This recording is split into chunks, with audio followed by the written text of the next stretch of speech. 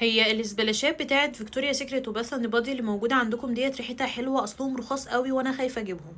بصي هقولك على حاجه، هم طبعا سعرهم تحفه، بس هم على فكره ما كانوش نازلين بالسعر ده. الاسبلاشات بتاعت باث اند بادي وفيكتوريا سيكريت اول لما وفرتها عندي في الستور انا كنت ببيع القطعه ب 300 جنيه. تمام. وبعد كده نزلتها من 300 جنيه ل 250 جنيه. بعد كده في عروض البلاك فرايداي القطعه نازله ب 125 جنيه، ولو اشتريتوا قطعتين ب 250 هتاخدوا التالتة مجاني.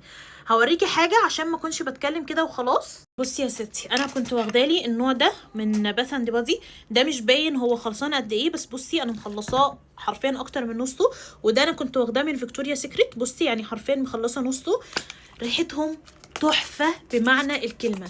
كل الانواع، مفيش والله العظيم نوع معين، كل الانواع تحفه بتاعت فيكتوريا سيكريت وباث اند بادي. بصي ده اصلا من كتر ما انا بستخدمه الغطا بتاعه ضاع يعني والله العظيم.